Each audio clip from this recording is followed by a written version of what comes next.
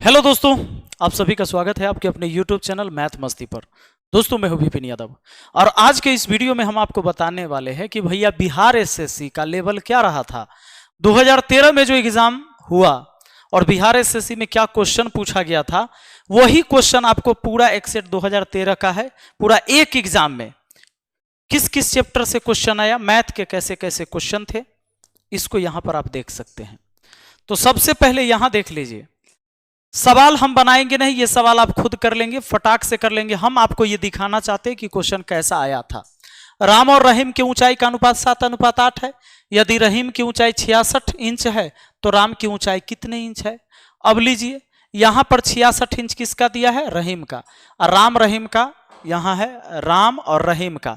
तो 8 यूनिट के बराबर है 66, 1 यूनिट का मान होगा 66/8 और पूछा है राम की, तो 7 से गुना करिएगा, आपका आंसर आ जाएगा।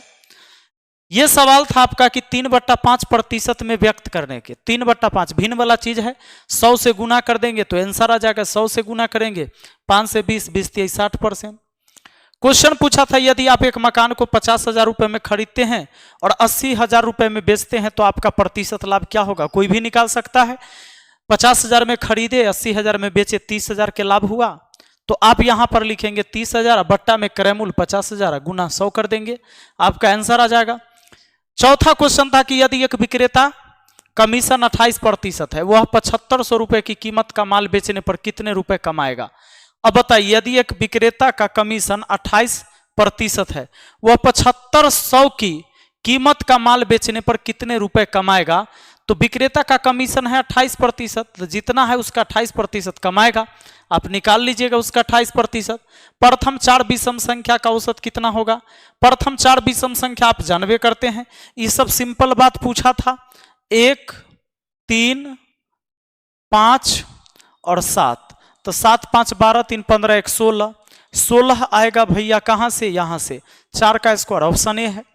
सवाल इजी सवाल इसमें था। देखो इस सेट में तो मुझे लगता है इजी, बहुत कम ही क्वेश्चन था जो थोड़ा अच्छे लेवल का था।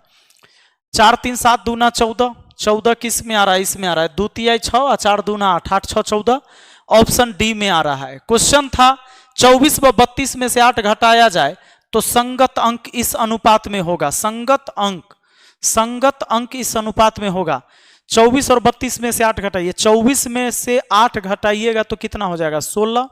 32 में से 8 घटाइएगा तो 24, और जब इसको अनुपात में लाइएगा 8 दूना 16, 8 3 24, 2:3 आपका आंसर है। कोई दिक्कत नहीं था, बहुत इजी सवाल पूछा गया था। क्वेश्चन आगे क्या कहता है, एक कक्षा में 50 छात्र प्राप्त कुल अंक इतना है, तो इस कक्षा में एक छात्र द्वारा प्राप्त अंक औसत कितना है। 50 से खाली इसको भाग देना था, कोई बात ही नहीं था। 50 से भाग दीजिए तो 2 से गुना 100, 26 दूना 52, 24 दूना 48, ऑप्शन बी आपका आंसर था ये। देखिए सवाल आगे क्या पूछा था, इस अंक को यदि 1 से 9 तक से गुना करे तो गुणनफल के अंकों का योग प्रत्येक दशा में इस अंक के बराबर होगी। तो देखिए 1 से 9 तक से गुना करने पर इस अंक को यदि 1 से 9 तक से गुना करें तो गुणनफल के अंकों का योग किस अंक को यदि 1 से 9 तक से गुना करे तो गुणनफल के अंकों का योग प्रत्येक दशा में इस अंक के बराबर होगा। तो हमेशा 9 के बराबर होगा। 1 से 9 तक कोई भी अंक लीजिए, 9 एकम 9, अंकों का योग 9। देखिए 2 गुना अगर हम कर देते हैं 8, तो 8 दूना 16। अगर हम ये कर देते हैं, मान लीजिए 9 एकम 9, उसके बाद कर देते हैं 1 गुना 9, तो अंकों का योग 9। 2 गुना 9, 9 दूना 18, 18 के अंकों का योग 9 आएगा। 1 से 9 तक से गुना करे तो गुणनफल के अंकों का योग प्रत्येक दशा में इस अंक के बराबर होगा। यह हमेशा 9 होगा। दोस्तों 9 एक ऐसी संख्या होगी जिसमें किसी भी संख्या से 1 से 9 तक में से किसी भी संख्या से गुना कर दीजिए, हमेशा योगफल 9 ही आएगा। जैसे आप देखिए 9 में अगर आपने गुना किया, 9 एक ऐसी संख्या, 9 में 1 से गुना करे 9, 9 में 2 से गुना करे 9 दूना 18, लेकिन अंकों का योग कितना आया 9, 8 1 9। 9 को अगर 3 से भी गुना कर देते हैं तो 9 तिया 27, और 27 में अंकों का योग कितना हुआ 9, हमेशा 9 आएगा। 4 से भी गुना करिए, 9 चौके 36, 36 में 3 और 6 9 होगा। तो इस अंक को यदि 1 से 9 तक से गुना करें तो गुणनफल के अंकों का योग प्रत्येक दशा में इस अंक के बराबर होता है। तो हमेशा वो अंक जो होगा 9 होगा। 9 में किसी से भी गुना करिए और गुणनफल का जो अंकों का योग होगा हमेशा उसी के बराबर होगा। यह क्वेश्चन पूछा, इस अंक के अतिरिक्त प्रत्येक अंक के न्यूनतम 2 कारक होते हैं, किसके? इसमें से कौन सा अंक है जिसके प्रत्येक के न्यूनतम 2 कारक होते हैं? 0 के भी 2 कारक होते हैं। 0 को आप 0 गुना 1 लिख सकते हैं। 0 को आप क्या लिख सकते हैं जी? 0 को लिख सकते हैं 0 गुना 1। 2 कारक हैं इसके, 2 फैक्टर। 1 को सिर्फ आप 1 गुना 1 लिखेंगे, 10 को 2 पचे 10, इसको 1 गुना 5 लिख सकते हैं, इसको 2 पचे 10 लिख सकते हैं, 2 कारक है। लेकिन 1 को आप कहेंगे सर 1 गुना 1 लिखे, ये 2 कारक नहीं है, 1 ही है हमेशा। तो न्यूनतम 2 कारक इसको छोड़ के सबका है, इसको छोड़ के सबका है। इस अंक के अतिरिक्त प्रत्येक अंक के न्यूनतम 2 कारक होते हैं। इस अंक के अतिरिक्त, सिर्फ इसी अंक के अतिरिक्त सबके 2 कारक हैं। यही तो सवाल था। प्रथम 25 सम संख्या का योग क्या होगा? किसको नहीं आता है? हर किसी को आता है। प्रथम 25 सम संख्या का योग बोला है तो 25 के स्क्वायर कर दीजिए। 25 के स्क्वायर कितना? सॉरी 25 प्रथम, अच्छा विषम संख्या रहता है तो उसका स्क्वायर कर देते। प्रथम 25 सम संख्या यानी आपको 2 + 4 + 6 + 8 पूछा गया है। ये कहां तक? 25 को सम संख्या, 25 सम संख्या का योग यानी ये जाएगा 50 तक। आप 2 कॉमन ले लेंगे तो 2 एकम 2, 2 दूना 4, 2 तिहाई 6, आप ऐसे निकाल सकते हैं 25 तक, कोई दिक्कत नहीं है। अब ये 2 गुना 1 से 25 तक का योग 25 गुना 26/2, इसको 13 से आप काट देंगे यानी 25 गुना 13, 13 दूना 26, 26 गुना 25 कर देना है। आपको करना है 26 गुना 25। तो 25 25 625 होता है, 1 25 और 650 आपका आंसर ऑप्शन है। तो सम संख्या का योग निकालने का तरीका होता है, केवल सम संख्या 25 गो है तो 25 1 बढ़ा दीजिए 26, इसी को गुना करिए 650, ऑप्शन ए आंसर। देखिए तो ये था आपका इस साइड का। इस स्लाइड में देखते हैं, देखिए हम इसमें विशेषकर आपको मैथ के क्वेश्चन से मिलवा रहे हैं। प्रथम 20 विषम संख्या का योग क्या होगा? 20 विषम संख्या का योग 20 का स्क्वायर 400, बस यही। प्रथम 20 को विषम संख्या का योग। 13 नंबर सवाल क्या कहता है? 13 नंबर सवाल का ये है, देखिए 13 नंबर कहता है एक लड़का मेले में 3 स्टॉल पर जाता है, प्रत्येक स्टॉल पर वह 1 रुपये प्रवेश शुल्क देता है, शेष आधा धन स्टॉल पर खर्च कर देता है तथा 1 रुपये बाहर जाने का शुल्क देता है। अंत में उसके पास 3 रुपये शेष रहते हैं। उसके पास प्रारंभ में कितने रुपए थे? देखिए इसको बेसिक अप्रोच से बनाएंगे तो बेसिक तो यही है कि मान लीजिए उसके पास टोटल धन 100 रुपया है। टोटल धन 100 है, मैं इसका 2 तरीका बता दूंगा। टोटल धन 100 रुपया। एक लड़का मेले में 3 स्टॉल पर जाता है, प्रत्येक स्टॉल पर वह 1 रुपये प्रवेश शुल्क देता है। गया 1 रुपया दिया तो उसके पास बचा x - 1 रुपया। शेष आधा धन स्टॉल पर खर्च कर देता है। इसका आधा खर्च कर दिया तो इसका आधा अभी भी उसके पास बचा होगा, और जितना बच गया है 1 रुपये प्रवेश शुल्क देता है और शेष आधा धन स्टॉल पर खर्च कर देता है तथा 1 रुपये बाहर जाने का शुल्क देता है। 1 रुपये बाहर जाने का शुल्क देता है। अंत में उसके पास 3 रुपये शेष रहते। अच्छा ऐसा बात बोला कि 3 स्टॉल पर गया, एक लड़का मेले में 3 स्टॉल पर जाता है तो ये काम करता है, और यह लड़का स्टॉल पर कितनी बार जाता है? 3 बार जाता है। ऐसी क्रिया आप 3 बार करेंगे और बराबर लास्ट में शेष 3 लिखेंगे। ऐसे ना करके देखो, ये सवाल बनाना भी ऐसे थोड़ा ज्यादा हार्ड हो जाता है। आपको क्या करना है, सिंपल बनाने का तरीका सीखिए। 3 गो शेष रह गया, 3 रुपये शेष रह गया। 3 स्टॉल गया है ना, एक लड़का मेले में 3 स्टॉल पर जाता है, प्रत्येक स्टॉल पर वह 1 रुपये प्रवेश शुल्क देता है और शेष आधा धन स्टॉल पर खर्च कर देता है। आधा धन खर्च कर देता है तो आधा धन खर्च कर देता है। लास्ट वाला देने से पहले उसके पास कितना था? तो 3 रुपया शेष है लास्ट में बचा हुआ। आपको क्या करना है कि जो शेष रुपया बचा हुआ है ना 3 गो, इसको लिखना है और इसमें 1 रुपया जोड़ देना है। जो एक लड़का मेले में 3 स्टॉल पर जाता है, प्रत्येक स्टॉल पर 1 रुपया प्रवेश शुल्क दे देता है।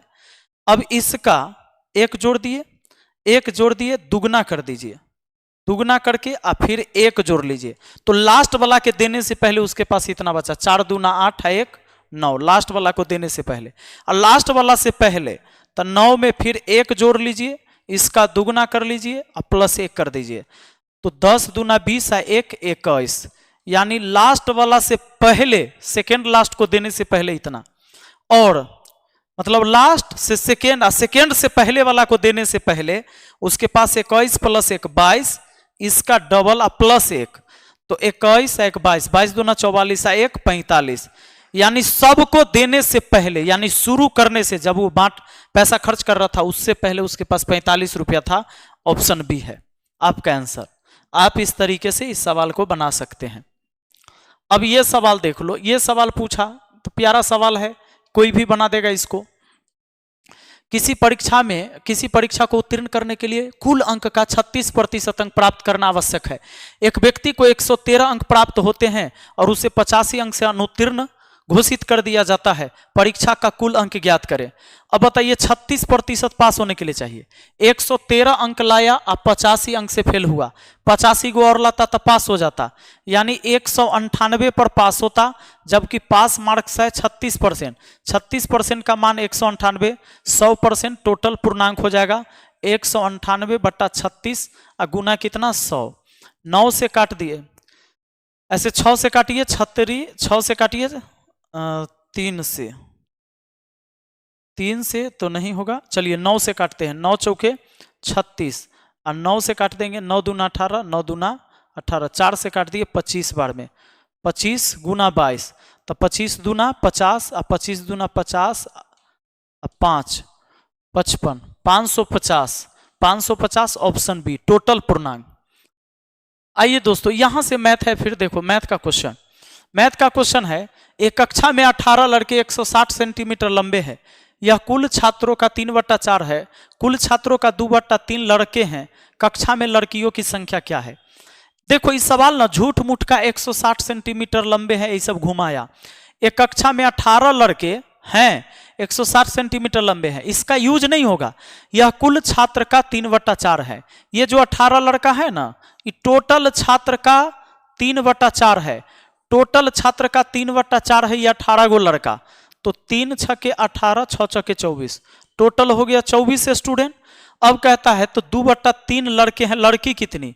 तो लड़की होगी 1/3, 2/3 लड़का मतलब 3 में से 2 लड़का, तो शेष बचा 1/3, 1/3 जो लड़की होगी, यानी टोटल विद्यार्थी जितना हो 24, उसका 1/3, 3 8 24, 8 गो लड़की हो जाएगी। आंसर हुआ ऑप्शन सी। अब देखिए सवाल क्या है, कहता है एक परीक्षा में प्रत्येक अभ्यर्थी ने या तो भौतिकी या गणित या दोनों लिए। 65.8% ने भौतिकी ली और 59.2% ने गणित ली। यदि कुल अभ्यर्थी की संख्या 2000 है तो कितने ने गणित तथा भौतिकी दोनों लिए? अब जोड़िए तो 8 और 2 10, 9 5 14, 8 2 10, 9 5 14, 1 15 और हो गया 5 और 6 11 और 1 12, 125%, मतलब 25% हो गया एक्स्ट्रा। कोई भी क्लास में विद्यार्थी टोटल होना चाहिए अपने आप में 100%, और यहां हो रहा है 125%, इसका मतलब 25% ऐसा होगा जो दोनों विषय लिया होगा। तो कहता है कितने गणित तथा भौतिकी दोनों विषय लिया? तो यही जो 2000 है ना, 2000 का 25% दोनों विषय ले लिया होगा।